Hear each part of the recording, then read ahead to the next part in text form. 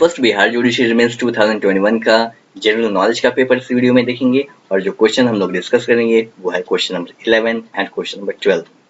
Question number 11, answer any 5 of the following, यानी 7 questions दिए हुए हैं जिनमें से 5 क्वेश्चन करने हैं। देखिए हमेशा जैसे 5 क्वेश्चन है तो 2 क्वेश्चन एक्स्ट्रा देगा, 10 क्वेश्चन है तो 4 क्वेश्चन एक्स्ट्रा देता है। ठीक है, उसमें से आपको चूज करना होता है। यहाँ पे देखिए EFG 7 क्वेश्चन है। ठीक है, 7 में से 5 का आंसर करना है, 5 मार्क्स का, यानी एक क्वेश्चन 1 मार्क्स का है। ठीक है, answer any 5 of the following. In which year Patna high court was establish, Patna high court किस ईयर में एस्टेब्लिश हुआ था? ये एस्टेब्लिश हुआ था 1916 में।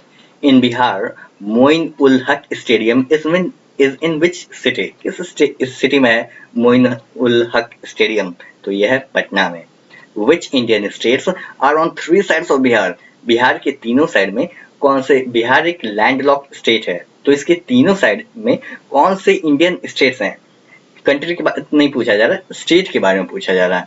तो 3 साइड्स हैं, वेस्ट बंगाल, उत्तर प्रदेश एंड झारखंड। ठीक है, next, who was the governor of Bihar prior to Satyapal Malik, Satyapal Malik से पहले कौन गवर्नर थे? तो सत्यपाल मलिक से पहले गवर्नर थे केशरी नाथ त्रिपाठी।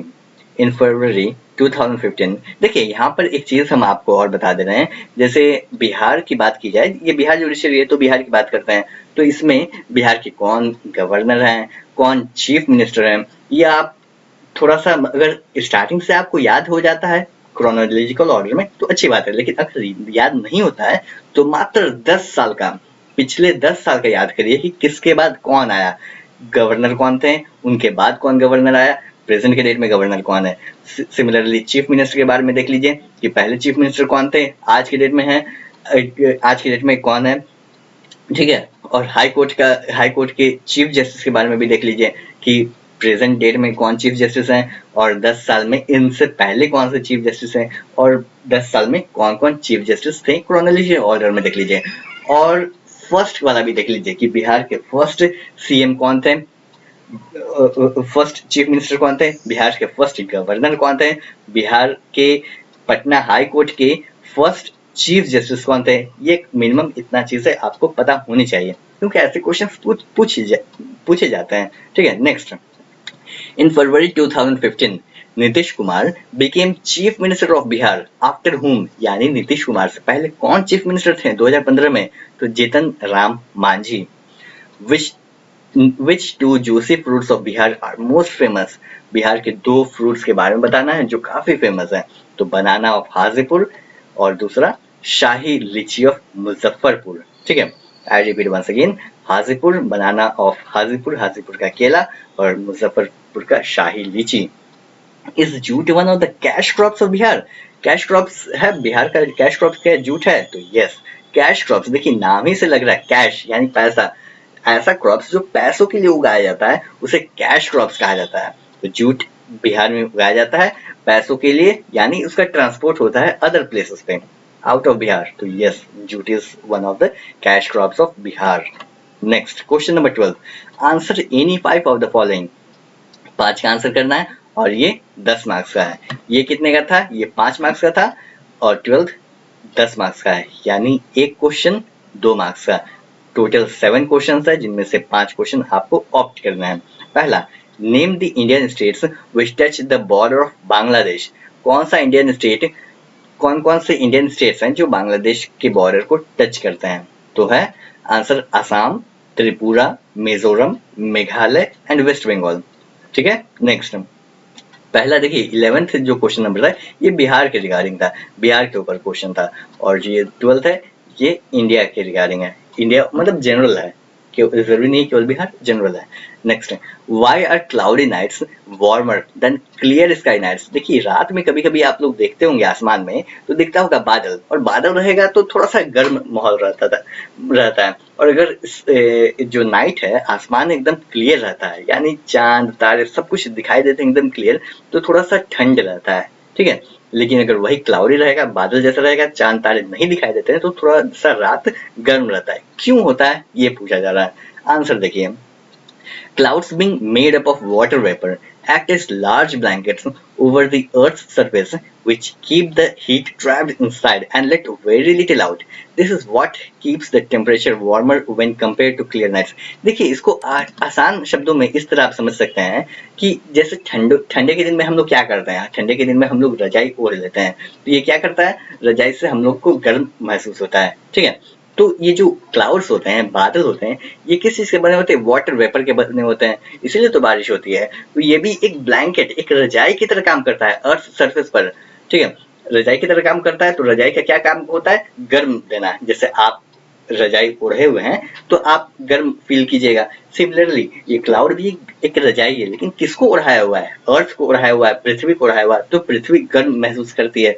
तो इसीलिए cloudy nights are warmer than clear sky nights. I hope इस भाषा में, आसान भाषा में आप समझ गए होंगे। Next question, why do we wear white clothes in summer? गर्मियों में हम लोग व्हाइट क्लोथ क्यों पहना करते हैं?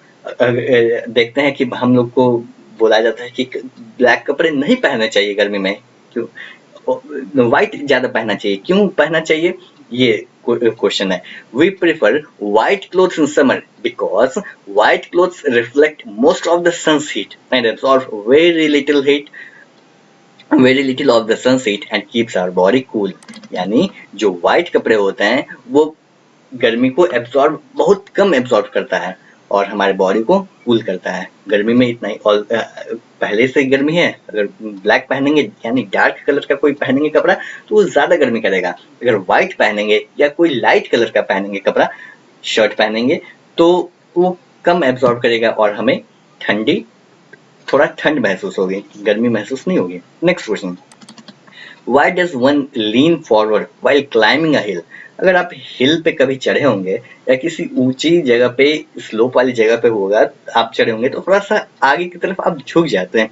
क्यों झुक जाता है इंसान? अगर स्ट्रेट, जैसे एकदम प्लेन जगह पे जैसे हम लोग स्ट्रेट चलते हैं, उसी तरह स्ट्रेट चलेंगे तो क्या होगा, हम लोग गिर जाएंगे। तो थोड़ा सा झुकना क्यों पड़ता है? ये हम लोग साइंस में क्लास 11-12 आप याद कर सकते हैं, वहां पे हम लोग बहुत अच्छे तरीके से ऐसे ढेर कई सारे एग्जाम्पल के साथ में हम लोग पढ़े थे, ठीक है। नेक्स्ट इसका सॉल्यूशन देखते हैं।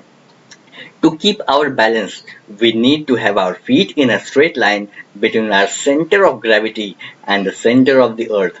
Now, if one walk uphill, he need to lean forward to keep his feet straight below his center of gravity. सब center of gravity के ऊपर dependent है। center of gravity ठीक रहेगा तो आपका body भी balanced में रहेगा। Next question, what is meant by buffer stock? Buffer stock क्या होता है? A buffer stock is a system or scheme which buys and stores stocks at times of good harvests to prevent prices falling below a target range or price level, and releases stocks during bad harvests to prevent prices rising above a target range or price level. Next question, what is the utility of Richter scale? Richter scale किस use में आता है? तो the Richter scale is used to rate the magnitude of an earthquake. Earthquake आया, भूकंप आया, उसकी तीव्रता यानी वो किस रेंज का था उसको नापता है, जिस स्केल से नापा जाता है उसका नाम है Richter scale. Next question, what is meant by weather? Weather and climate दो अलग अलग चीजें हैं, तो वेदर क्या होता है ये आपको बताना है। Weather refers to short term atmospheric conditions, the temperature and precipitation on a certain day. किसी खास दिन यानी आज के डेट में कैसा टेम्परेचर है, कैसा मौसम है, उसी को वेदर कहा जाता है।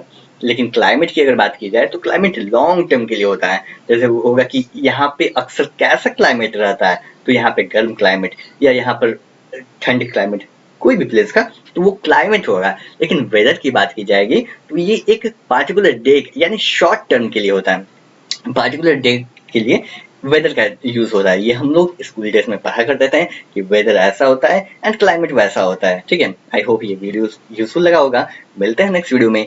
Thanks for watching. जय हिंद।